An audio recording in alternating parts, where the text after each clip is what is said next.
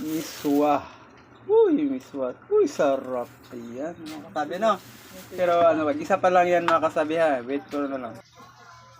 Ayan, mga kasabi, nilagyan na po natin ng tubig kasi medyo maraming tubig. Kasi ang miswa, pag konti lang ang tubig, ay sinisip-sip yan, mabilis yan, hindi masarap kainin pag konti lang ang sabaw. So ngayon, hintayin lang po natin na kumulo yan. Pag kumulo yan, pwede na natin ilagay ang miswa, mga kasabi. Yan, wait for a minute.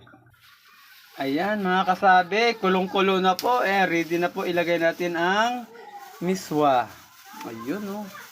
Miswa fresh from the farm. Farm, sabi. May farm palang miswa. Yun, oh. Mahirap, hindi ang miswa kasi hindi pwede basain. Kailangan diretso siya tawag dun Oh, yan. Ayan. Mga 2 balot lang. Mga 10 balot meron kami dito kasi wala nang mahigop na sabaw. Kaya 2 balot na lang, mga kasabi, no? Naku, sarap. Tapos, konting lang, mga ingredients, sibuyas lang yan. Kasi ulam lang naman pang gabi. Ulam lang namin yan ngayong gabi. Yan, no? May adik. Wow, wag na kasi yan, yung tawag dun, mga pangalan na produkto, hindi na kailangan na bawal kasi yan. Ayan, mga kasabi, ang sarap-sarap na. Ayan.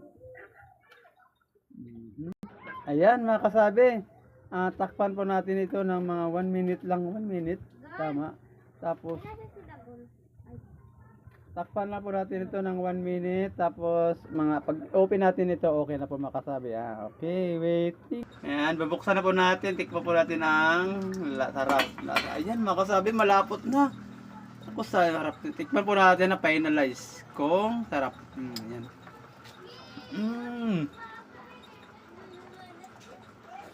Ari ko, ang init.